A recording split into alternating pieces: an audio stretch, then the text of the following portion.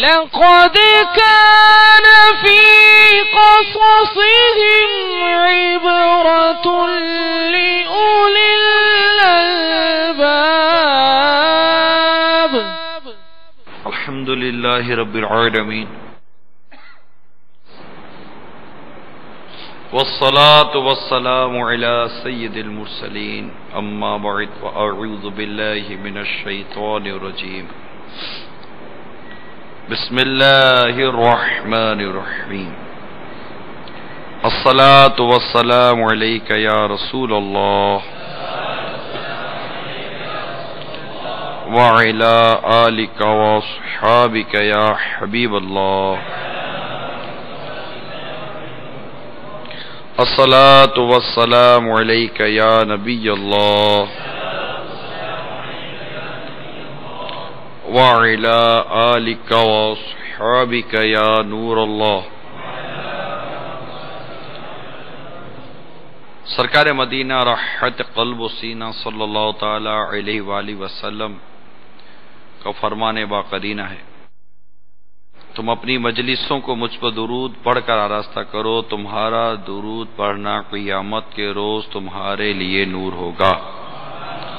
صلو علی الحبیب صلی اللہ تعالی علی محمد وعلی آلہ وصحبہ وبارک وسلم.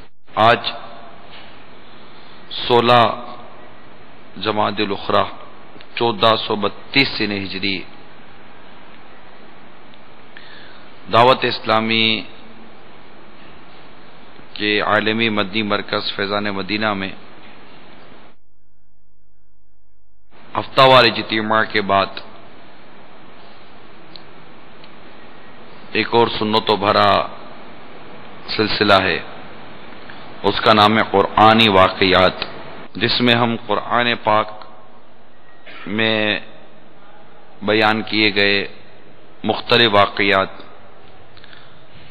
آیات میں، شان نزول میں، اسے بیان کرنے اور اس کے تحت جو مدنی پھول ہوتے ہیں انہیں سمجھنے کی کوشش کرتے ہیں. اس سے قبل بے شمار واقعات بیان ہوئے ہیں. آج کے اس سلسلے میں چونکہ ابھی ہم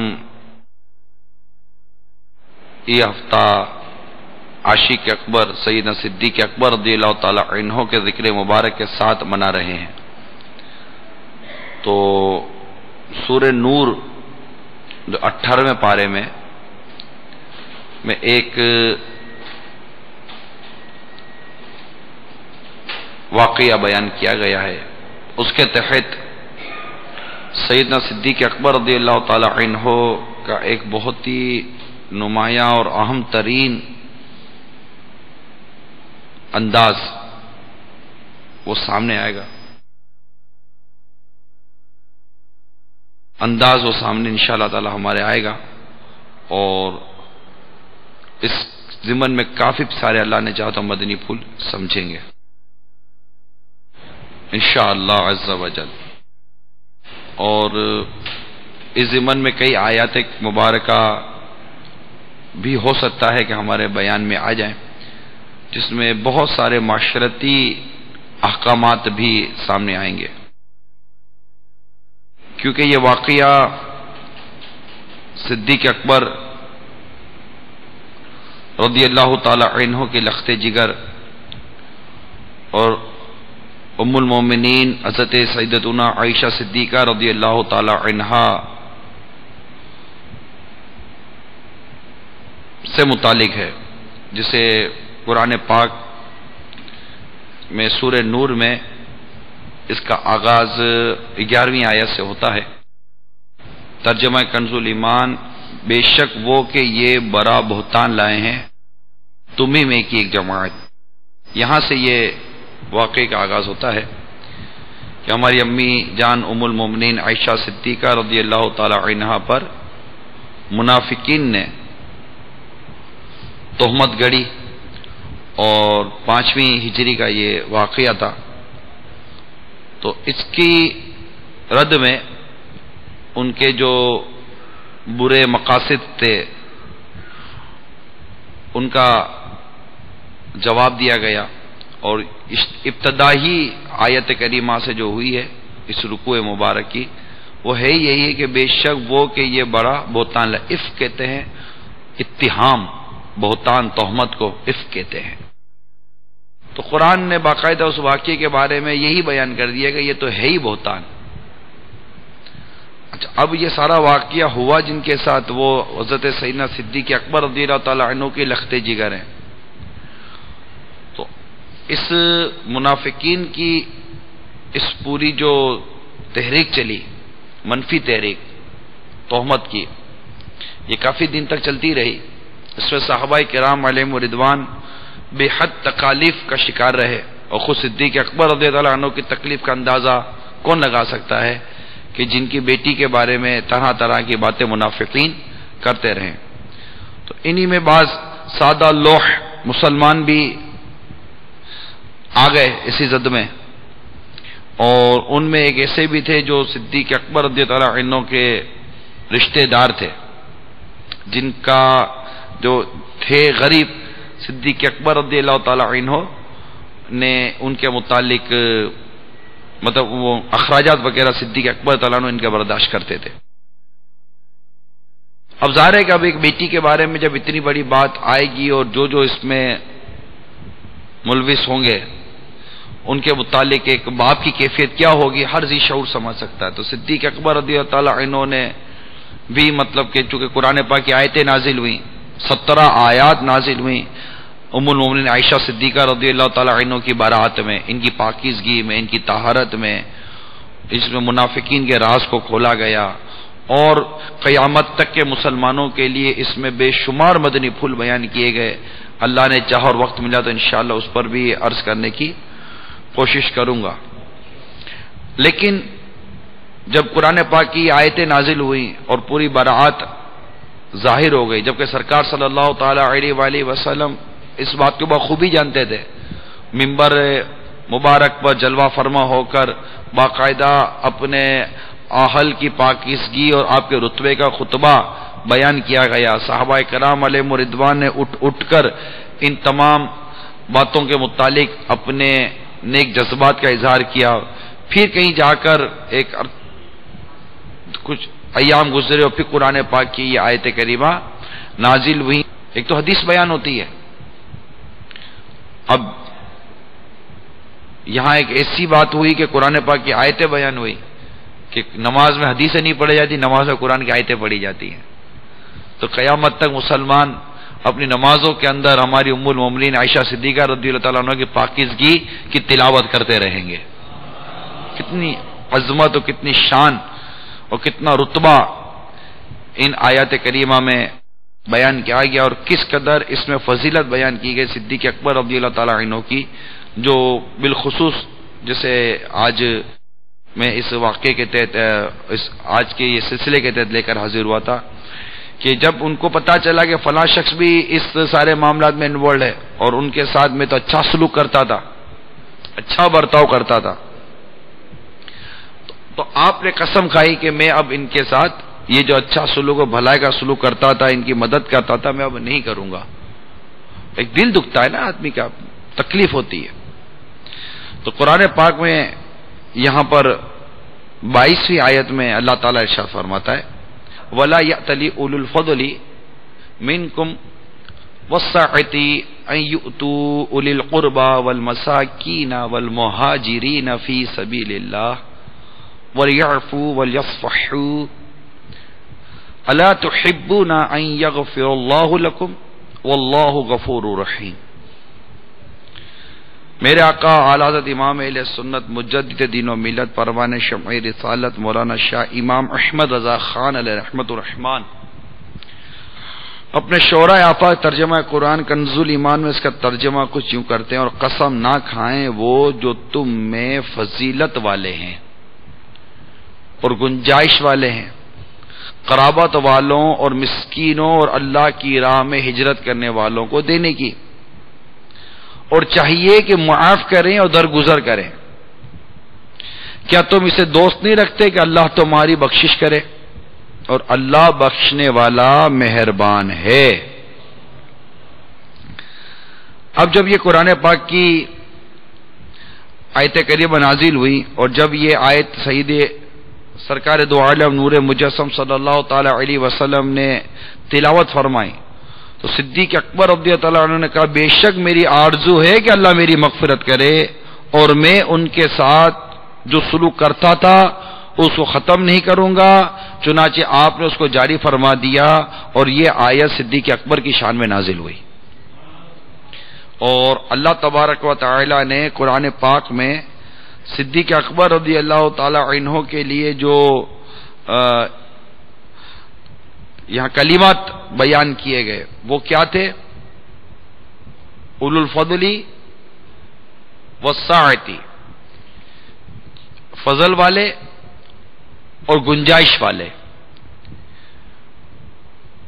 تو یہ صدیق اکبر رضی اللہ تعالیٰ عنہ کو قرآن پاک نے فضل والا فرمایا، صدیق اکبر رضی اللہ تعالیٰ عنہ کو قرآن پاک نے گنجائش والا فرمایا۔ اور یہاں پر صدیق اکبر رضی اللہ عنہ کی ایک زبردست یہاں فضیلت بیان کی گئی ہے کہ صدیق اکبر رضی اللہ عنہ کو جو فضیلت و وسعت فرمایا تو انہیں اس فضل عظیم سے نوازے تو ان کی فضیلت خاصہ کے انکار کی کوئی، یعنی قرآن خود جب ان کی فضیلت بیان کرے تو اب ان کی فضیلت اور ان کی خصوصیات کے انکار کی اب کسی بھی اہل ایمان کی گنجائش نہیں رہتی۔ قرآن کریم نے انہیں فضیلت والا فرمایا، سرکار مدینہ صلی اللہ تعالی علیہ وسلم نے انہیں اپنی نیابت میں امام نماز بنایا، تو پھر کیوں نہ افضل البشر بعد الانبیاء بھی تحقیق قرار پائیں کہ یہ مرتبہ اللہ تبارک و تعالی نے جو صدیق اکبر کو عطا فرمایا اس کا بیان ہم نے قرآن پاک سے سنا۔ پھر یہاں پر جو بات مزید عرض کرنی ہے وہ صدیق اکبر تعالیٰ عنہ کا مقام ہے کہ جو قسم انہوں نے لی اور جو جذبات ان کے سامنے آئے وہ ایک فطری جذبات تھے۔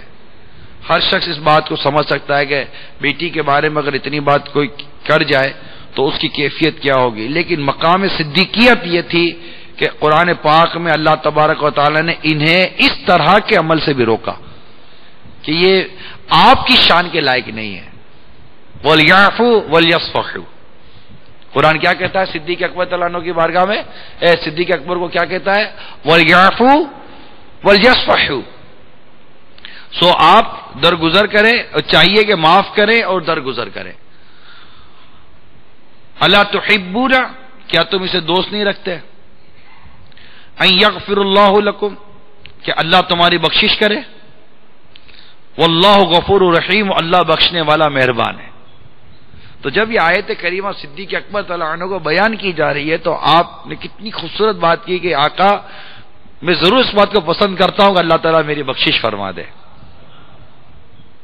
کتنا خوبصورت ایک انداز ہے اور ان کا کتنا ایک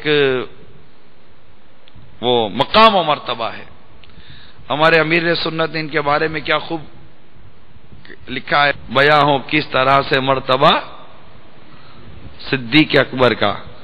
تو ان کا مقام و مرتبہ قرآن پاک میں کئی مقامات پہ بیان ہوا ہے صدیق اکبر رضی اللہ عنہ کی شان، مگر یہاں پر جو بات عرض کرنے کا مقصد ہے میرے میٹھے اور پیارے اسلامی بھائیوں اور میرے مدنی چینل کے ناظرین، وہ یہ ہے کہ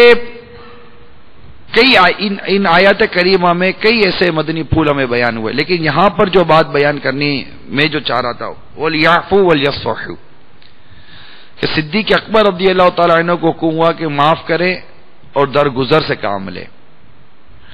ہمیں صدیق اکبر رضی اللہ تعالیٰ عنہ کی سیرت کے اس پہلو پر غور کرنا چاہیے کہ ان کو جو تکلیف پہنچی، ان کے بارے میں جو بات ہوئی، دشمنی کرنے کے بجائے، نفرت کرنے کے بجائے، انتقام لینے کے بجائے انہوں نے کیا کام کیا جو قرآن پاک میں ان کو ارشاد ہو وَلْيَعْفُوا وَلْيَصْفَحُوا، انہیں چاہیے کہ معاف کریں اور چاہیے کہ معاف کریں اور درگزر کریں۔ صدیق اکبر رضی اللہ تعالیٰ عنہ کی حیات مبارکہ میں ایسے بہت سے پہلو ہیں. آپ بڑے ہی نرم دل اور بڑے ہی خوش اخلاق اور بہت ہی وسعت قلبی والے اور صبر و برداشت کرنے والی شخصیت تھے. وسعت بھی تھی، گنجائش بھی تھی، مال و اسباب بھی تھا، اور سرکار صلی اللہ تعالی علیہ وسلم کا قرب خاص آپ کو نصیب تھا. تو آپ کا مقام و مرتبہ ایسا کہ قرآن پاک آپ کو کہتے ہیں کہ وَلْيَعْفُوا وَلْيَصْفَحُوا. تو اے صدیق اکبر رضی اللہ تعالی عنہ سے محبت کرنے والوں، اب میں آپ سے پوچھتا ہوں کہ کیا ہمارا یہ انداز ہے؟ ہمیں جب کوئی تکلیف پہنچاتا ہے تو کیا ہم اس کو معاف کرتے ہیں؟ کیا ہم اس سے درگزر کرتے ہیں؟ بلکہ اگر ہمیں یہ کہا جائے گا یار چھوڑو معاف کرو، کیسے معاف کروں میں اس کو، ہم کیا جواب دیتے ہیں؟ بالکل کیسے معاف کروں؟ آپ دیکھتے نہیں کہ اس نے مجھے کتنی تکلیف پہنچائی ہے، آپ دیکھتے نہیں کہ اس نے مجھے کس قدر اذیت پہنچائی ہے، اور آپ کہتے ہیں کہ میں اسے معاف کر دوں. تو میرے میٹھے میٹھے پیارے پیارے اسلامی بھائی، آپ کو اگلے نے تکلیف پہنچائی، آپ کو اگلے نے اذیت پہنچائی، اگلے نے آپ کا حق تلف کیا، اگلے نے آپ کو اذیت دی، اگلے نے آپ کا دل توڑا، اگلے نے آپ کے ساتھ کوئی ناانصافی کی، تب بھی تو آپ کو کہا جا رہا ہے کہ معاف کر دو. اگر کسی نے آپ کے ساتھ ایسا کچھ کیا ہی نہیں ہے، کسی نے ایسا کچھ کیا ہی نہیں ہے، تو اب کوئی آپ سے محبت سے مل رہا ہے، پیار سے مل رہا ہے، عقیدہ سے مل رہا ہے، ادب سے مل رہا ہے، احترام سے مل رہا ہے، آپ جی جناب سے مل رہا ہے تو تحفے بھی دے رہا ہے، تو خیر خواہ بھی کر رہا ہے، آؤ بھگت بھی کر رہا ہے، خوب آپ کو مطلب کہ بڑا چرا رہا ہے. اب آپ کو کوئی بولے گا یار یہ آپ کے ساتھ اتنا اچھا سلوک کر رہا ہے، اس کو معاف کر دو. کبھی کسی اچھے سلوک کرنے والے کے لیے بھی کبھی کوئی معافی کی بات کی جاتی ہے کیا؟ معافی کی بات تو کی وہی جائے گی نا جہاں پر کوئی ہمارے ساتھ زیادتی کرے گا، ہمیں تکلیف دے گا، ہمیں تھپڑ مارے گا، ہمارا حق تلف کرے گا، ہمارے مال میں، ہماری جان میں، ہماری عزت میں، ہمارے آبرو میں جو دست اندازی کرے گا، اسی کے لیے پھر یہ بات آئے گی نا کہ یار ٹھیک ہے، یا تو شرعی تقاضے پورے کر کے انتقام لے لو، یا پھر معاف کر دو، اور معاف کرنے کو اللہ پسند فرماتا ہے. تو صدیق اکبر رضی اللہ تعالی عنہ نے نہ صرف معافی سے نوازا، وَلْيَعْفُوا، اور چاہیے کہ معاف کریں، وَلْيَصْفَحُوا، اور درگزر کریں. دونوں کو الگ الگ بیان کیا قرآن نے، معافی کو الگ بیان کر دیا، درگزر کو الگ بیان کر دیا. تو معافی سے بھی نوازا، درگزر بھی کیا، اور وہ حسن سلوک جو ان کے ساتھ جاری تھا، اس حسن سلوک کو دوبارہ جاری کرنے کے لیے آپ نے پھر سے ایک عزم کیا کہ اللہ تعالیٰ نے آپ کو یہ حکم ارشاد فرمایا. ہم جب کسی کے ساتھ اچھا سلوک کرتے ہیں اور وہ اگر ہمارے ساتھ زیادتی کرتا ہے تو واقعی زیادہ تکلیف ہوتی ہے. ایک تو نارمل لوگ ہوتے ہیں جو ہم کو تکلیف دیتے ہیں، نارمل لوگ ہوتے ہیں جو ہم کو اذیت پہنچاتے ہیں، راستے میں چلتے ہوئے کسی نے ہم کو تکلیف دے دی، ہم نہیں جانتے، کوئی ان سے پتہ نو ہاؤ نہیں ہے ہماری. لیکن بعض اوقات وہاں تکلیف بہت زیادہ ہوتی ہے جب تکلیف دینے والا ایسا ہو جس پر آپ کے احسان ہو، جس پر آپ کے اپنے احسان ہوتے ہیں نا، جب وہ تکلیف دیتا ہے نا، اس کی مطلب اس کا عالم ہی کچھ اور ہوتا ہے. وہاں صبر اور برداشت کرنے کے لیے صدیق اکبر رضی اللہ عنہ کی سیرت ہمیں سہارا دے گی کہ ان کی بیٹی کے بارے میں بات کرنے والے کے لیے بھی صدیق اکبر رضی اللہ عنہ کا یہ انداز، وَلْيَعْفُوا وَلْيَصْفَحُوا، معاف بھی کر دیا، درگزر بھی کیا، اور اس کے ساتھ جو حسن سلوک تھا اس کو جاری رکھا. اور ہمارے یہاں ایسا نہیں ہے. ہمارے ساتھ اگر کوئی ایسا شخص زیادتی کرے جس کے اوپر ہم نے احسان کیا ہے، جس کے ساتھ ہم نے بھلائی کی ہے، اگر ایسا شخص ہمارے ساتھ بدقسمتی کے ساتھ زیادتی کر دے، اس کو زیادتی نہیں کرنی چاہیے. ہمیشہ احسان کرنے والے کے احسان کو یاد رکھنا چاہیے. یہاں پر یہ ضرور یاد دلایا جاتا ہے کہ جناب اگر کوئی تم پر احسان کرے، تمہارے ساتھ بھلائی کرے، تو مطلب اگر تم نے کسی کے ساتھ بھلائی کی، اگر تم نے کسی کا احسان کیا ہے تو اس سے اچھی توقع مت رکھو. ضرور نہیں کہ وہ تمہارا اچھائی کرے، بس ٹھیک ہے اللہ اور اس کے رسول کے لیے تم نے بھلائی کی، نتیجہ اور اجر اللہ تعالی عطا کرے گا. اور صحیح بات ہے، اللہ تعالیٰ ہی اجر عطا کرنے والا ہے، اور بیجا توقعات رکھنی بھی نہیں چاہیے۔ اصل میں تکلیف جو ہوتی ہے نا وہ توقعات کے ٹوٹنے پر ہوتی ہے۔ یہ مدنی پھول آپ کو عرض کر رہا ہوں، کیونکہ عموماً شخصیت کا انداز جو ہے نا وہ تکلیف نہیں دیتا، اس شخصیت سے رکھی گئی توقعات یہ تکلیف کا باعث بنتی ہیں۔ یہ میرے مدنی چینل کے ناظرین اور تمام یہاں اسلامی بھائی بڑے ہی توجہ کے ساتھ اس مدنی پھول کو سمجھنے کی کوشش کریں۔ اگر یہ مدنی پھول ہمارے دل کے مدنی گلدستے میں سج گیا، مجھے امید ہے کہ ہماری تکالیف کے جو معاملات ہیں وہ کم ہو جائیں گے، اذیت کے معاملات کم ہو جائیں گے۔ میں آپ کو ایک ایگزامپل دیتا ہوں، مثال ایک، میں کسی سے ملنے گیا، اب ملنے گیا تو اب جس سے میں ملنے گیا اس کے بارے میں میری توقع یہ تھی کہ میں جیسے ہی جاؤں گا وہ اٹھے گا، گرم جوشی کے ساتھ آئے گا، ملے گا، ارے عمران بھائی آ گئے، واہ ماشاء اللہ، آئیے آئیے، بیٹھیے بیٹھیے، کیا پیجیے گا، وہ مجھے چائے کا پوچھے گا تو کچھ ہو سکتا ہے کھانے کا بھی پوچھے، تھوڑا وقت دے گا، مسکرا کر میرے سے بہت اچھی طریقے سے بات کرے گا۔ یہ ساری میں نے کیا کی، اس کے ساتھ توقع رکھی۔ اب میں گیا، جیسے اندر ہوا، سلام کیا، وعلیکم السلام، نہ آنے کا پوچھا، نہ بیٹھنے کا پوچھا، نہ چائے کا پوچھا، میں آگے بیٹھ گیا، اور کیسے ہیں آپ؟ ٹھیک ہوں، ٹھیک ہوں، اور آپ ٹھیک ہیں؟ ٹھیک، کوئی لفٹ ہی نہیں کرائی۔ میرا ٹھیک ہے، ٹھیک ٹھاک صدمہ آئے گا۔ اچھا، اب اسی طرح میں کسی سے ملنے گیا، اب میں جانتا ہوں گیا چلے مل لیں گے، بیچارہ وہ پوچھنا تو ہے نہیں، اس نے کچھ بھی بات اتنے سے کرنی نہیں ہے، چائے وغیرہ کیا پوچھے گا یہ بیچارہ۔ اب میری اس سے توقع یہ تھی کہ مجھے کچھ نہیں پوچھے گا۔ اب میں گیا تو کچھ بھی نہیں پوچھا، واقعی جیسا سوچا تھا ایسا ہی ہوا، کچھ نہیں پوچھا۔ اب بتائیے کہ مجھے اتنی تکلیف ہوگی جتنی پہلے ہوئی تھی؟ کیوں؟ کہ اس وقت میری توقعات زیادہ تھی اور وہاں میری توقعات ہی نہیں تھی۔ تو صدمہ توقعات کے ٹوٹنے پر ہوتا ہے۔ ہم نے جس سے جیسی توقع رکھی ویسا اگر اس نے برتاؤ کیا تو فبیہا، اگر ایسا برتاؤ وہ نہیں کرتا تو ہماری چونکہ توقعات ٹوٹتی ہیں، جتنی توقعات کے ٹوٹنے کی شدت ہوگی تکلیف اسی قدر زیادہ ہوگی۔ تو بے جا بلا وجہ توقعات زیادہ رکھنے کی ہمیں حاجت ہی نہیں ہونی چاہیے تھی۔ ہمارے ہاں بہت زیادہ توقعات رکھی جاتی ہیں۔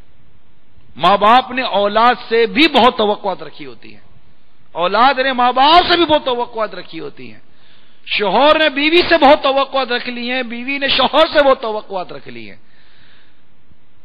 شاگرد نے استاد سے، استاد نے شاگرد سے، پڑوسی نے دوسرے پڑوسی سے، کوئی ہنس بول کر بات کر لے، مسکرا کر بیٹھ جائے، کوئی تھوڑا بہت اچھے انداز سے مل لے، ہم اس سے فوراً توقعات رکھ لیتے ہیں۔ کوئی امیر آدمی مل لے تو فوراً توقعات رکھ لیتے ہیں کہ کبھی تکلیف ہوگی تو میرا ساتھ دے گا، جب تکلیف ہوتی ہے تو پتہ چلتا ہے کہ فون تک اٹینڈ نہیں ہوتا۔ ارے بھائی، آپ کو اتنی توقعات رکھنے کا کہا کس نے تھا؟ اپنی توقعات کو لمیٹیشن کا لباس پہنائیے، اور ہر ایک سے زیادہ توقع دیکھ، کچھ نہ کچھ توقعات تو ہوتی ہیں، وہ یہ نہیں کہتا کہ توقعات ہی نہیں ہو سکتی، توقعات ہوتی ہیں، لیکن حالات، معاملات، معاشرہ، پھر قرب قیامت، فتنوں کا دور، نفسا نفسی کا دور، علم دین سے دوری، مذہبی ماحول سے دوری، مدنی سوچوں کا فقدان، خود غرضی عام، بہرا روی عام، پھر دنیا کی حرص، مال کی حرص، تو ساری حرصیں جمع ہیں۔ مطلب پڑتا ہے تو لوگ آتے ہیں، مطلب ختم ہو جاتے تو لوگ چلے جاتے ہیں، طرح طرح کا۔ بھی ایک ایسی باتیں ہیں کہ ہر کوئی کو کسی نہ کسی طور پر ایسا واسطہ پڑتا ہی ہے کہ یار سارے مطلب کے دوست ہیں، سارے مطلب کے دوست ہیں۔ تو بھائی ہو سکتا ہے تم بھی مطلب کے دوست ہو یار، سبھی کو مطلب ہی سمجھتے ہو، تو آپ کے علاوہ گویا کہ دنیا ساری مطلب ہی ہو گئی ہے، تو ایسا بھی نہیں ہے، مگر اب ماحول ایسا ہو گیا ہے۔ لہذا میں میرے اسلامی بھائیوں سے، مدنی چینل کے تمام ناظرین سے، تمامی ناظرین سے میں ایک مدنی التجا کروں گا، ہر ایک سے توقعات زیادہ نہ رکھیں، ماحول صحیح نہیں ہے۔ بنتی ہے توقع، لیکن اب حالات معاملات دے کر اپنی توقعات کو ریڈیوس کریں، بہت زیادہ ڈیپینڈ اپنے اوپر ہی کریں، اپنے طور پر جو بن سکتا ہے بنائے، اپنے طور پر کر سکتا ہے کریں، اور سب کے ساتھ حسن سلوک کریں۔ کہیں ایسا نہ ہو کہ آپ نے کسی کے ساتھ احسان کیا، بھلائی کی، اور کوئی تکلیف یا کسی قسم کا ہمارے دماغ کے اندر کوئی ایسی مطلب کہ وہ بخار سا چڑھ گیا غصے کا، اور ہم نے اپنے ہی احسان کو باطل کر دیا، کیونکہ قرآن پاک میں سورہ بقرہ میں واضح طور پر ہے کہ ایذا دے کر اپنے صدقات کو باطل نہ کرو، احسان جتا کر ایذا دے کر اپنے صدقات کو باطل نہ کرو، کیونکہ بندہ جب کسی کے ساتھ اس طرح کی بھلائیاں کرتا ہے تو عموماً یہ بھلائیاں جتا بھی دیتا ہے، احسان جتا بھی دیتا ہے، تو یہ درست نہیں ہے۔ البتہ بات چلی تھی یہاں سے کہ صدیق اکبر رضی اللہ تعالی عنہ کو اللہ تبارک و تعالی نے فضیلت والا، گنجائش والا ارشاد فرمایا، ان کے فضائل قرآن پاک میں بیان ہوئے، اور ان کی لخت جگر ام المومنین عائشہ صدیقہ رضی اللہ تعالی عنہا کے فضائل بیان ہوئے، ان پر جو تہمت لگائی گئی اس تہمت کے بارے میں اللہ تبارک و تعالی نے مسلمانوں کو بے شمار مدنی پھول عطا کیے، اور قرآن پاک کی آیتوں میں بالخصوص یہ آیت جو میں نے ابھی آپ کو بیان کی ہے، اس آیت کریمہ میں کتنا بڑا ضابطہ بیان کیا گیا، جو 11ویں آیت سے یہ سارا بیان جو شروع ہو رہا ہے، اس میں اتنا بڑا ضابطہ بیان ہوا کہ ساری امت کو ہمیشہ کے لیے یہ ایک ضابطہ ملا ہے کہ اسلام کے قوانین و احکام و تمدنی ضابطوں میں بڑے اہم اضافوں میں جو یہ اضافے ہوئے، اس کی بدولت مسلمانوں کو اللہ تعالیٰ کی طرف سے ایسی ہدایت حاصل ہوئی جن پر عمل پیرا ہو کر مسلم معاشرے کو پاکیزہ سے پاکیزہ تر بنایا جا سکتا ہے۔ کہ آپ دیکھیے جب اس واقعے کو قرآن پاک نے بیان کیا کہ یہ کھلا بہتان ہے جو تمہیں میں ایک جماعت لے کر آئی، یعنی یہ منافقین کی جو جماعت تھی، فرمایا اسے برا نہ سمجھو بلکہ وہ تمہارے لیے بہتر ہے، ان میں ہر شخص کے لیے وہ گناہ ہے جو اس نے کیا، جو اس نے کمایا، اور ان میں وہ جس نے سب سے بڑا حصہ لیا، رئیس المنافقین ابی، کیوں نہ ہوا جب تم نے اسے سنا تھا کہ مسلمان مردوں اور مسلمان عورتوں نے اپنوں پر نیک گمان کیا ہوتا، اور کہتے یہ کھلا بہتان ہے۔ اب یہاں دیکھیے قرآن پاک واضح طور پر ارشاد فرما رہا ہے کہ جو یہاں یہ بات بیان کی گئی کہ تم نے کیوں نہ کہا کہ یہ ایک کھلا بہتان ہے، اور اپنے مسلمان بھائی کے لیے حسن ظن کیوں قائم نہ کیا۔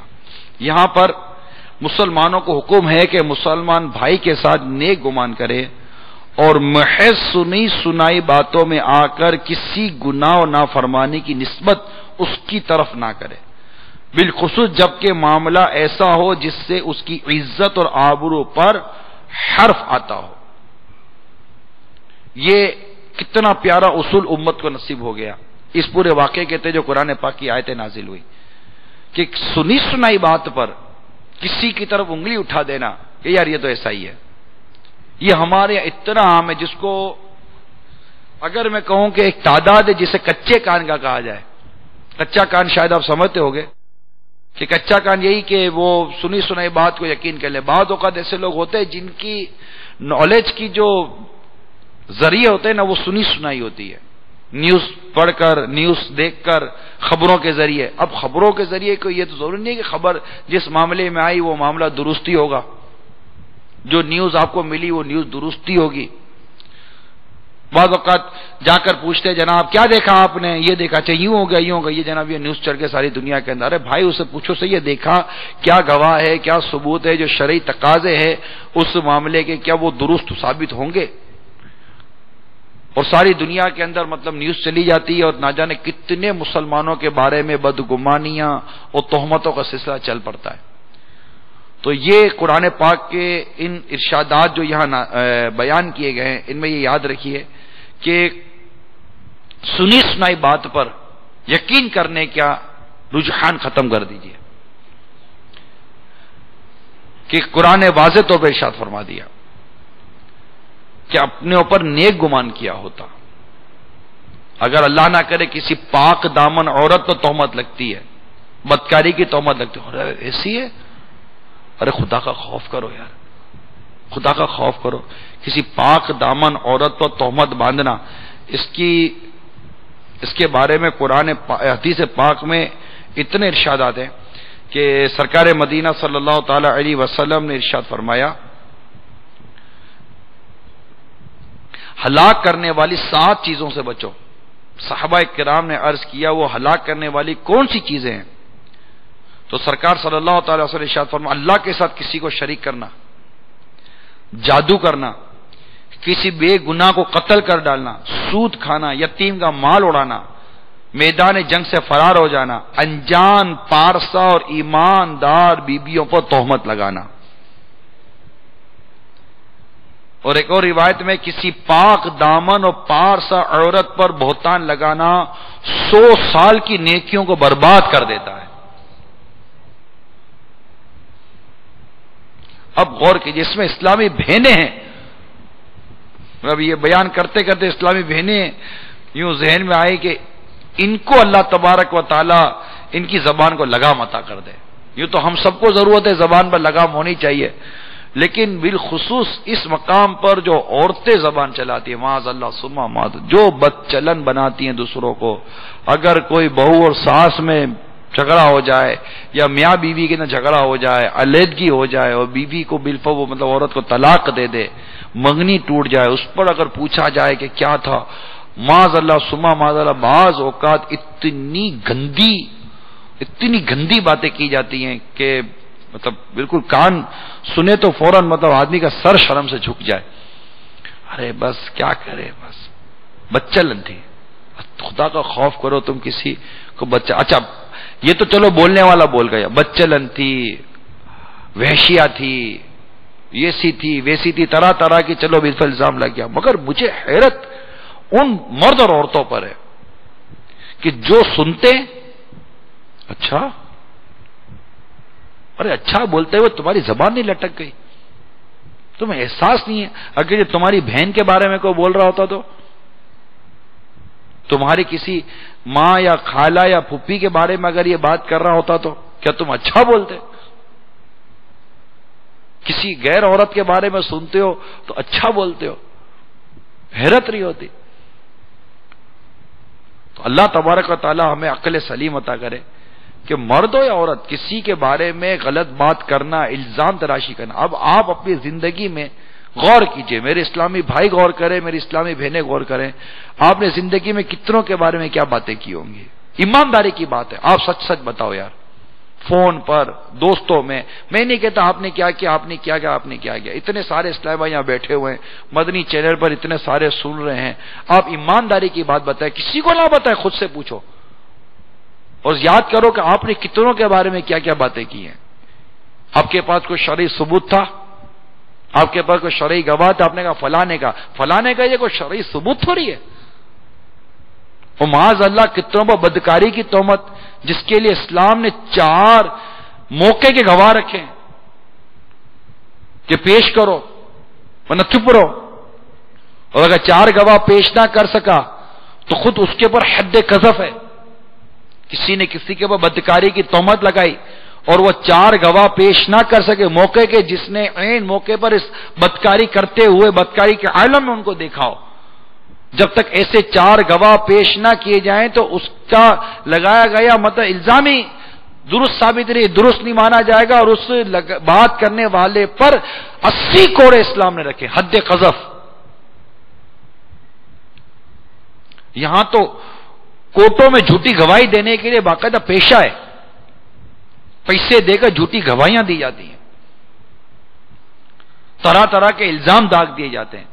جبکہ مشہور حدیث ہے کہ مومن وہ ہے جس کے ہاتھ اور زبان سے دوسرا مسلمان محفوظ ہو. اب آپ غور کیجئے کہ کس کس کو زبان کے ذریعے تکلیف پہنچائی ہے. ہماری زبان سے چلے ہاں بولے میں شریف آدمی ہوں، ہم ہاتھ بات تھوڑی کو چلاتے ہیں. ارے شریف آدمی ہاتھ نہیں چلاتے ہو، مگر شریف آدمی زبان کتنی چلائی ہے آپ نے آج تک؟ شریف آدمی شریف لوگوں میں بیٹھ کر کتنی دفعہ اپنی زبان سے اذیت پہنچائی ہے. شریف آدمی اس زبان سے کتنے لوگوں کا دل توڑا ہے. ایک شریف آدمی اس زبان سے کتنوں کو تہمت لگائی ہے. ایک شریف آدمی اس زبان سے کتنے لوگوں پر بہتان لگایا. ایک شریف آدمی زبان سے کتنی غیبت کی ہے, ایک شریف آدمی اس زبان سے کتنی دفعہ چغلی کھائی ہے.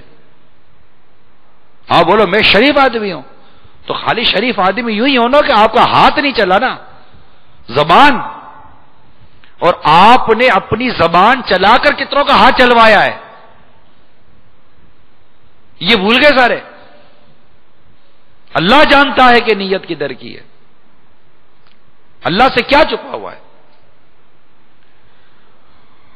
اللہ کرے ہمیں زبان کا قفل مدینہ نصیب ہو جائے, نہ ہم ہاتھ سے کسی کو تکلیف دے, نہ زبان سے کسی کو تکلیف دے, بلکہ یہ تو اسلام اتنا خوبصورت اور اتنا پیارا دین ہے کہ اسلام میں یہاں تک ہے کہ کسی کو تیز نظر سے بھی نہ دیکھو کہ اس کو تکلیف ہوتی ہے. ڈراؤ نہیں کسی کو, سہم نہ جائے کوئی آپ کی بات سے. کون بچتا ہے یار, بتاؤ یار. یہاں تو بس ایک ہی راگ لاپا ہوا ہے قوم نے کہ جناب شریف کے ساتھ شریف, بدماش کے ساتھ بدماش. شرافت کے ساتھ زندگی نہیں گزاری جا سکتی. یہ عجیب و غریب لوجک ہمارے معاشرے میں عام ہو گئی ہے. تو طریقہ کار یہ نہیں ہے زندگی گزارنے کا. تو کبھی بھی کسی کے اوپر بھی اس طرح الزام تراشی نہیں کرنی چاہیے. دوسری بات, جو نیک گمان رکھنے کا یہاں پر ہمیں ارشاد ہوا ہے کہ اچھا گمان رکھے اپنے والوں کے لیے, اسی میں آگے ہی اس کا ارشاد ہوا. اور کیوں نہ ہوا جب تم نے سنا تھا, کہا ہوتا کہ ہمیں نہیں پہنچتا کہ ایسی بات کہیں. الہی پاکی ہے تجھے, یہ بڑا بہتان ہے. تو یہاں بھی اچھا گمان رکھنے کی قرآن پاک نے ہمیں ترغیب ارشاد فرمائی ہے کہ تم مسلمانوں کے بارے میں اچھا گمان کرو, کہ اچھا گمان یہ اچھی عبادت میں سے ہے. بدگمانی نہیں کرنی چاہیے, ہر ایک کے بارے میں اچھا گمان رکھے جب تک کہ کوئی قرائن واضح یعنی واضح ثبوت اور واضح طور پر پوزیشن ہوگا یار یہ واقعی یہ ایسا کرتا ہے. تو یہاں ارشاد ہوا چونکہ مسلمان کو یہی حکم ہے کہ مسلمان کے ساتھ نیک گمان کرے اور بدگمانی سے بچے اور دوسروں کو بچائے. امت کے ہر فرد کو دوسرے فرد کی بدنامی اسی طرح محسوس ہونی چاہیے اسے خود اپنی رسوائی, نہ کہ جب معاملہ ایسی عظیم شخصیتوں کا ہو اور تہمت ایسے معزز افراد پر لگائی جائے جن کی پاک دامنی پر خود قرآن پاک گواہی دے رہا ہے. تو اس سے امت کو یہ قیامت تک کا یہ درس دیا گیا کہ کسی کے بارے میں بھی ایسی بات نہیں کرنی چاہیے جب تک کہ وہ بات کرنے کی آپ کو شریعت اجازت نہیں دی. یہاں تو بات پر بات ہوئی, کوئی تو زیادہ لوگوں میں بات کرتا ہے.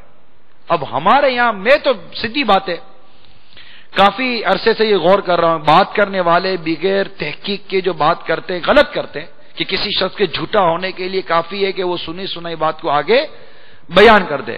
مگر مجھے حیرت ان ہزاروں لوگوں پر ہوتی ہے, حیرت. واقعی وہ ایک فرد ہے جس نے یہ ساری باتیں کی, وہ ایک فرد ہے جس نے مائک کا استعمال کیا, وہ ایک فرد ہے جس نے مطلب کہ بڑے ہال کے اندر بیٹھ کر کسی کے بارے میں بات کر دی یا کوئی ایسی بات کر دی, چاہے وہ لطیفے کے نام پر بات کی, جوک کے نام پر بات کی, یعنی کسی تفریح کے نام پر بات کی یا حقیقت میں بات کی, کسی بھی طور پر بات کی. مگر مجھے حیرت, واقعی صحیح کہہ رہا ہوں, مجھے حیرت ان لوگوں کے اوپر ہے جو ہزاروں لوگ یا سینکڑوں لوگ یا 10 لوگ یا 20 لوگ جو خود کو سمجھدار عقلمند کہتے ہیں وہ بیٹھ رہے ہیں, سن رہے ہیں کہ یہ فرد کسی مسلمان کے بارے میں اور اسپیشلی نام لے کر ایسی بات کر رہا ہے جس بات کے بارے میں ہم جانتے ہیں کہ اس کے پاس ثبوت نہیں ہے, یا کوئی ایسا نہیں جو اٹھ کر بات کرے یار تم اتنی بڑی بات کر رہے ہو فلاں کے بارے میں, تمہارے پاس شرعی ثبوت ہے, تم کو شرعی گواہ رکھتے ہو, تمہارے پاس شرعی دلائل ہیں.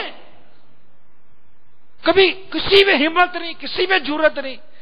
کوئی نہیں چاہتا کہ معاشرہ ہمارا اس گندگی سے پاک اور صاف ہو جائے. یار آپ پوچھنا شروع کرو, میں آپ کو کہتا ہوں آپ پوچھنا شروع کرو, بھلے کیسا ہی آپ کے سامنے فرد بیٹھا ہوا, اگر وہ کسی مسلمان کے بارے میں کوئی ایسی ٹیڑھی بات کرتا ہے, 19 بات کرتا ہے, کمزور بات کرتا ہے, تہمت والی بات کرتا ہے, بہتان والی بات کرتا ہے, یا آپ بولو کہ غیبت کرتا ہے جس کے بارے میں آپ کو غیبت تبھی ہے کہ وہ سچ ہو, آپ اس سے سوال تو کریں, آپ اسے پوچھیں تو صحیح کہ آپ کے پاس کوئی شرعی ثبوت ہے, شرعی گواہ ہے.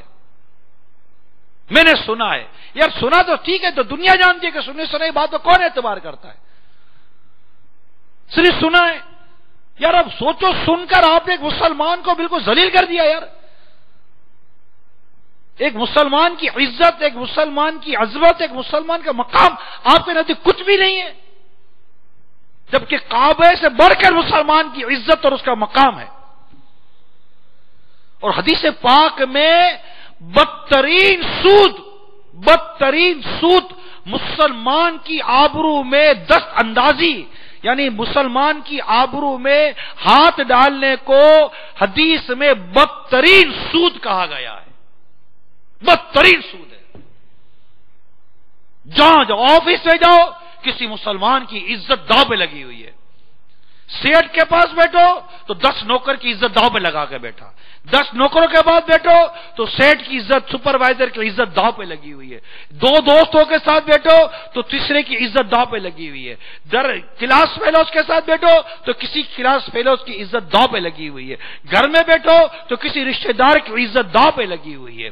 بیوی بات کرے تو کسی کی عزت داؤ پہ لگا دیتی ہے. شوہر بات کرے کسی کی عزت داؤ پہ لگا دیتا ہے.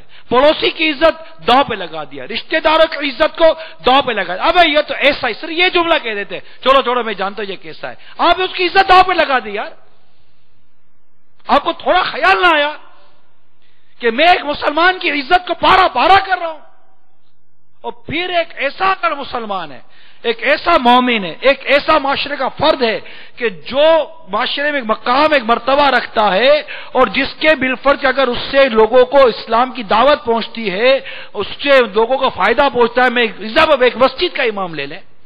اب مسجد کا امام ہے, ایک عاشق رسول مسجد کا امام ہے, اس کے بارے میں اللہ نہ کرے کسی نے کوئی ٹیڑھی بات کر دی, امام صاحب یوں بولتا. ارے بھائی, امام صاحب یوں بولتے پوچھنے کے بجائے ارے اس کو پوچھو نا کہ تم جو بات کرو تمہارے پاس کوئی شرعی ثبوت ہے؟ نہیں مجھے فلاں نے کہا تھا. وہ فلاں نے کہا تھا تو اس کو پوچھو, اس کے پاس شرعی ثبوت ہے, چلو چلتے ہیں.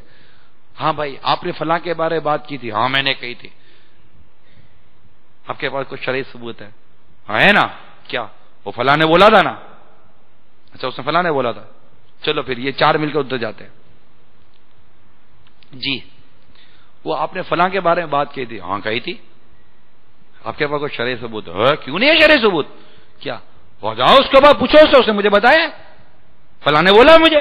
اچھا چلو بھائی اس کے بعد چلتے ہیں. سارا میلہ جمع کر کے جاؤ, سارا میلہ جمع کر کے جاؤ, جس آخری فرد کے پاس جاؤ گے وہ بھی یہی بولے گا, فلاں کو پوچھو نا اس نے مجھے بتایا تھا. ارے کیا یہ شرعی ثبوت ہے؟ سن سن سن سن سن سن کر سارے ثبوتوں کی آپ نے عمارت کھڑی کر دی, اور اس اتنی بڑی عمارت کے نیچے کسی مسلمان کی عزت کی قبر بنا ڈالی آپ نے.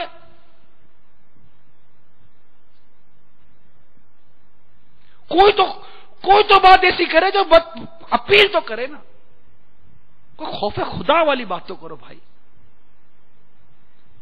اللہ کا بندہ ہے,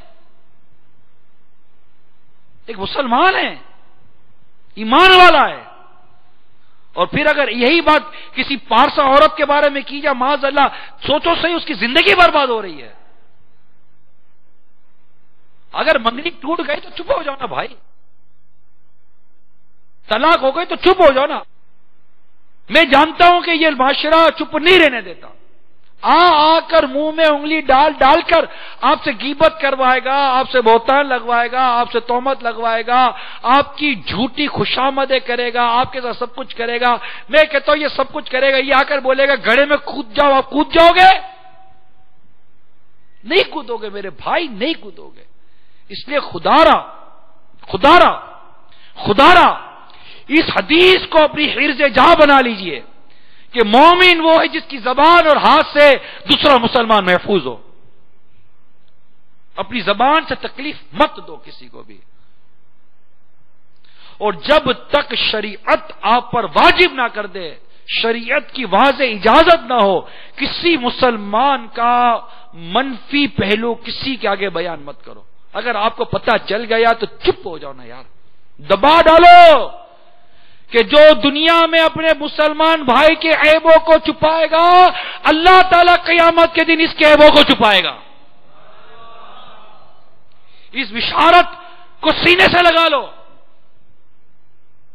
سینے سے لگا لو. اور اے اسلامی بہنوں، خدا را آپ بھی چپ ہو جاؤ، کفل مدینہ لگا لو. کفل مدینہ انشاءاللہ، کفل مدینہ انشاءاللہ، سر پہ عمامہ انشاءاللہ، رخ پہ داری انشاءاللہ، سر پر زلفے انشاءاللہ، شیطان کے خلاف جنگ. اسی طرح ان آیات کریمہ کو بیان کرنے کے بعد مفسرین نے لکھا ہے کہ جو ان آیات بینات یعنی ان واضح آیات کا خلاصہ جو بیان کیا نا، وہ یہ ہے، بہت ہی خوبصورت مدنی پھول ہے. ہر شخص بے گناہ ہے. کیا ہوا؟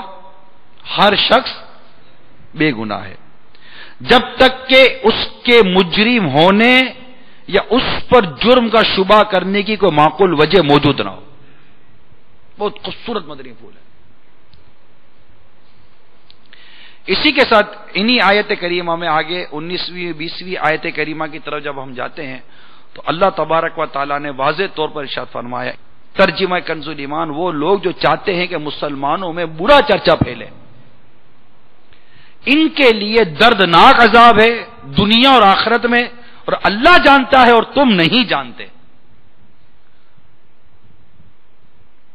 تو مفسرین نے اس آیت کریمہ، جبکہ یہ پورے اسی مضمون کے تحت چل رہی ہیں، واقع افک کے تحت یہ سارے آیات کریمہ چل رہی ہیں، اور جو کچھ ہوا ان سب کو رب کریم بڑی واضح طور پر ارشاد فرما رہا ہے، اور پھر مسلمانوں کو اس بات کی تاکید کی جا رہی. اگرچہ یہ اس وقت کے خاص لوگوں سے خطاب تھا، لیکن مفسرین نے اس بات کی صراحت کی ہے کہ یہ آیت کے مفہوم میں عموم بھی ہے، یعنی کہ یہ سب کے لیے بھی ہے.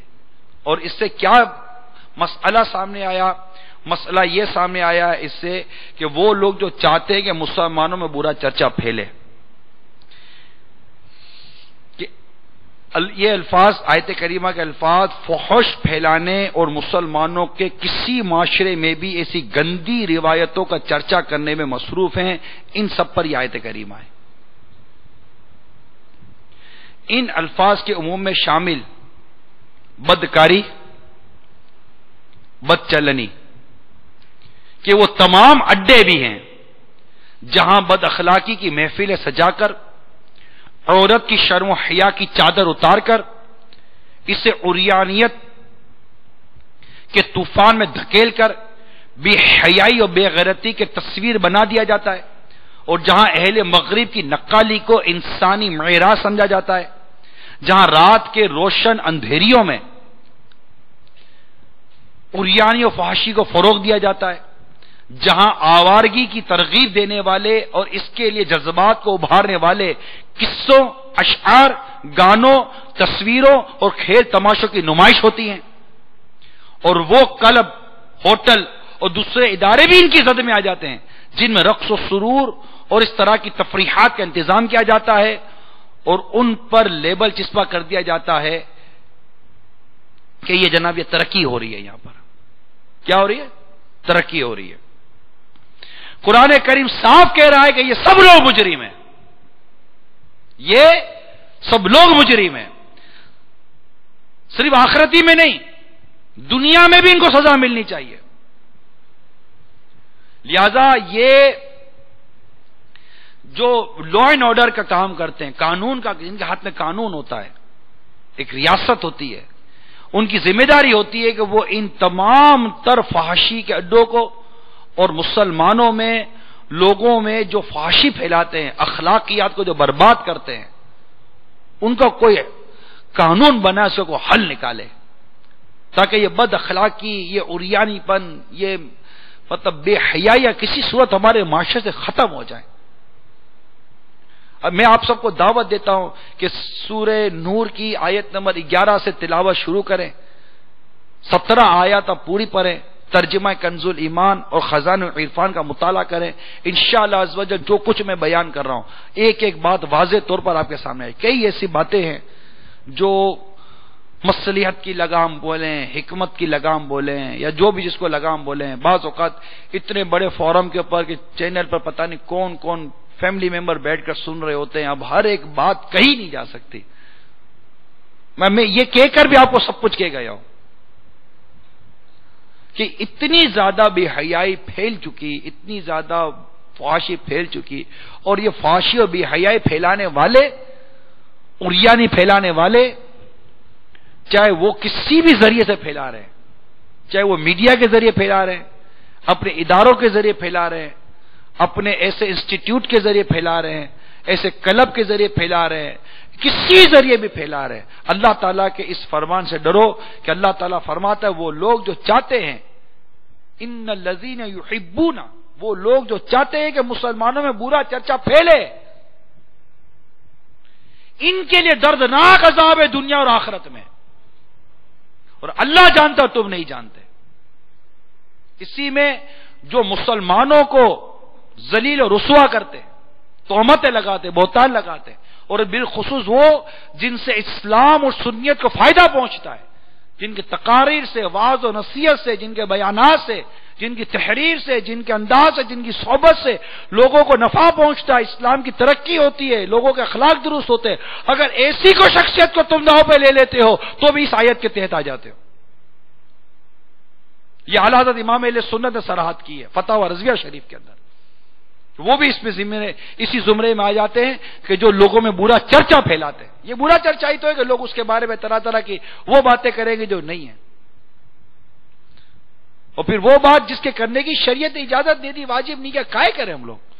تو یہ سارے مدنی پھول ان آیات کریمہ کے تحت تھے جو ہم نے صدیق اکبر رضی اللہ تعالی عنہ کی فضیلت پر جو قرآن پاک کی آیت نازل ہوئی اور جو روایت ہم نے پڑھی جو شان نزول تھا، اس کے تحت آپ کی لخت جگر ام المومنین عائشہ صدیقہ رضی اللہ تعالی عنہا کے جو فضائل بیان ہوئے، اس کے تحت جو کچھ مدنی پھول ان آیات کریمہ میں اللہ تبارک و تعالی نے ہمیں عطا کیے، صحابہ کرام علیہم رضوان میں یہ آیت کریمہ بیان ہوئی، اور آج تک مسلمانوں میں ان آیت کریمہ کو بیان کیا جا رہا ہے، اور ان میں بیان کردہ ذات اخلاق ایک معاشرتی زندگی کا نصب العین بیان ہوا ہے. سورہ نور خود ایک ایسی صورت ہے کہ اس کے اندر پورے معاشرے کا نور ہے.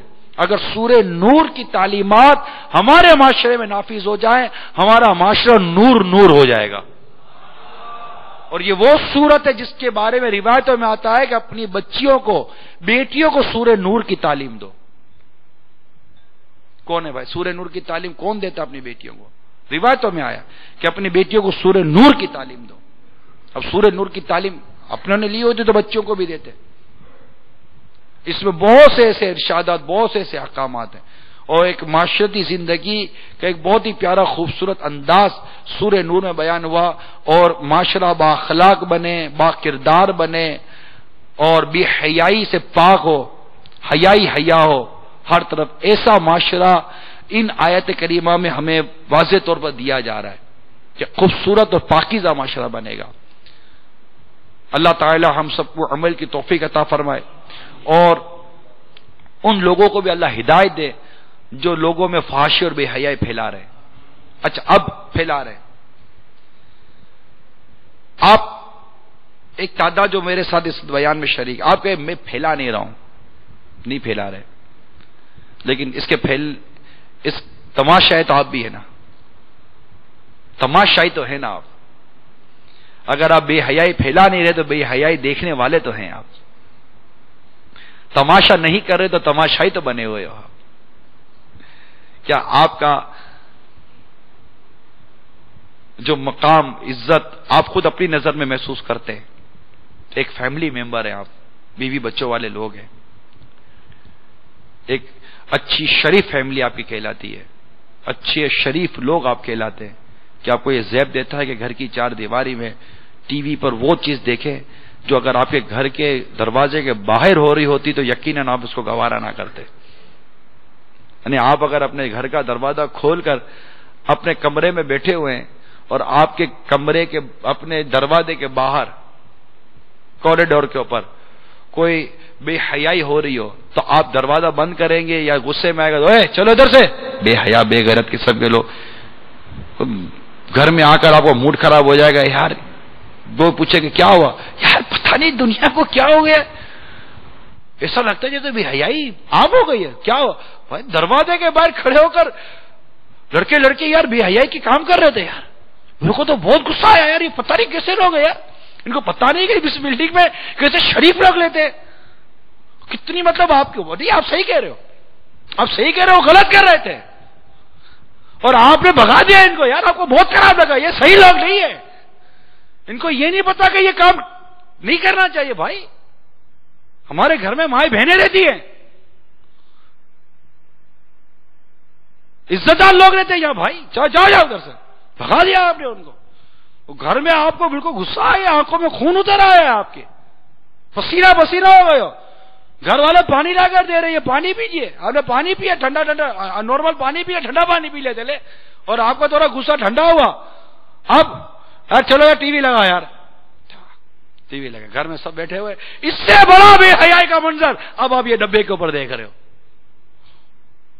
کوئی پسینہ نہیں آ رہا, کوئی گھبراہٹ نہیں ہو رہی. میری سمجھ میں نہیں آ رہا ہے کہ یار یہ ہے کیا, میری سمجھ میں, آپ سمجھا دو یہ کیا ہے.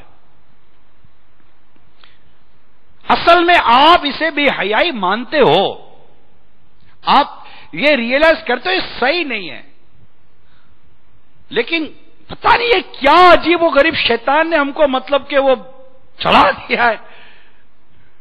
اور یہی قرآن, اسی آیت کے اندر باقاعدہ قرآن پاک میں یہ ارشاد ہوا کہ شیطان کے قدموں پر مت چلو, شیطان تمہیں برائی کا راستہ بتاتا ہے.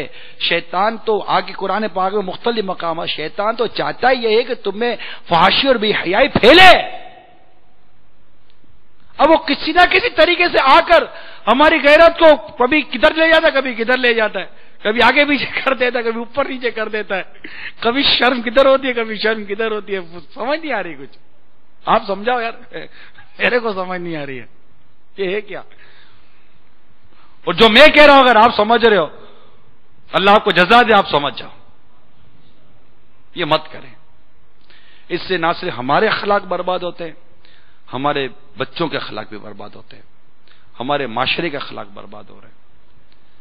تو جو چیز گھر کی چار دیواری کے باہر ہوتی ہے آپ کو پسند نہیں ہے, محلے میں ہو تو پسند نہیں ہے, وہی چیز آپ کے گھر کے اندر اسکرین کے نام پر ہو اور اس سے بڑھ کر ہو, یقیناً آپ کو پسند نہیں ہونی چاہیے. تقاضا تو یہی ہے غیرت کا, شرافت کا, حیا کا, اخلاق کا. تقاضا یہی ہے, اور میں امید کرتا ہوں کہ آپ اس تقاضوں کو پورا کریں گے. بے حیائی کے خلاف جنگ جاری رہے گی. آؤ دعوت اسلامی کے ساتھ چلو, یہ ہے دعوت اسلامی. آ جاؤ آ جاؤ دعوت اسلامی کے ایسے مدنی ماحول میں آ جاؤ. یہ انشاءاللہ ہمیں حیا کا مبارک لباس ہمارے ظاہر و باطن کو پہنا دے گی, حیا سے نظریں جھکا دے گی, ہماری سوچ ہمارے تفکرات میں حیا کو داخل کر دے گی. وہ حیا جو اسلام کو مطلوب ہے, وہ حیا دعوت اسلامی دے گی. ہمیں ایک جذبہ دے گی, ہمیں ایک حوصلہ دے گی, ہمیں ہمت دے گی, ہمیں یہ سوچ سے نکالے گی کہ کچھ نہیں ہو سکتا. نہیں, یہ نہیں ہو سکتا. ہو سکتا ہے, بہت کچھ ہو سکتا ہے, بلکہ بہت کچھ ہو چکا ہے. یہ ہو ہی تو چکا ہے, یہ دعوت اسلامی کا ماحول یہ ہو ہی تو چکا ہے. یہ امام داڑیہ یہ ہو ہی تو چکا ہے. یہ مدنی چینل آنا یہ ہو ہی تو چکا ہے. اب ہونا کس کو بولتے ہو بھائی؟ ہو چکا ہے, مگر بہت کچھ اب ہونا ہے, اور انشاءاللہ ہم مل کر کریں گے. بے حیائی کے خلاف جنگ جاری رہے گی انشاءاللہ. ہمارے گھروں سے, ہمارے محلے سے, ہمارے ایک ایک بچے سے ہم بے حیائی ختم کریں گے. موبائل کے ذریعے, میڈیا کے ذریعے, کسی چیز کے ذریعے چاہے تعلیمی اداروں کے ذریعے کسی بھی جگہ سے جہاں بے حیائی ہو رہی ہے، بے بد اخلاقی پھیل رہی ہے، عریانی پھیل رہی ہے، اسلام کے اقدار جہاں مجروح کیے جا رہے ہیں، ہم انشاءاللہ نیکی کی دعوت دے کر، قرآن و حدیث کی باتیں بتا کر، صحابہ کرام علیہم رضوان، صحابیات رضوان اللہ تعالی علیہم اجمعین، ہماری صالحات اور ان تمام بزرگوں کے واقعات بٹھا کر سمجھا کر انفرادی کوشش کر کے پیار سے محبت سے سمجھائیں گے، انشاءاللہ سمجھائیں گے، اور یہ بھی اللہ نے چاہا تو ہوگا کہ سمجھائیں گے بھی، اور اللہ نے چاہا تو وہ مانیں گے بھی، مگر پہنچائیں تو صحیح نا، پہنچائیں تو صحیح یار، کرنے کا ایک اپنا ایک معاملہ ہے، لیکن پہنچائیں تو صحیح، نیت کرو، ایک ایک گھر گھر ایک ایک فرد تک ہم اپنی دعوت اسلامی کا یہ پیغام پہنچائیں گے، کون نیت کرتا ہے؟ پہنچائیں گے انشاءاللہ عز و جل۔ اللہ تعالی ہم سب کو عمل کی توفیق عطا کرے، اسی میں مدنی قافلوں میں سفر کریں، مدنی انعامات پر عمل کریں انشاءاللہ عز و جل، سنتوں کے پیکر بن کر ہم جب اس محاذ پر کام کریں گے، جو دعوت اسلامی کے انداز ہیں، تبلیغ دین کا، نیکی کی دعوت کا، تو یہ انداز ہم نے اس کے فوائد دیکھے کہ ہزاروں فلمیں دیکھنے والوں کو دعوت اسلامی نے آخر فلمیں دیکھنے سے بچا لیا نا، بچایا نہیں بچایا؟ ہزاروں گانے سننے والوں کو دعوت اسلامی نے گانوں سے، موسیقی سے بچایا نہیں بچایا؟ جو انداز دعوت اسلامی نے اختیار کیا، اس انداز پر کامیابی ہوئی یا نہیں ہوئی؟ یہ انداز بہترین ہے، مدینہ مدینہ۔ انشاءاللہ اسی انداز کو لے کر ہم ساری دنیا میں انشاءاللہ بے حیائی کو ختم کرنے کی کوشش کریں گے۔ اللہ تعالی عمل کرنے کی توفیق عطا فرمائے، آمین بجاہ النبی الامین صلی اللہ تعالی علیہ وسلم۔ لقد كان في قصصهم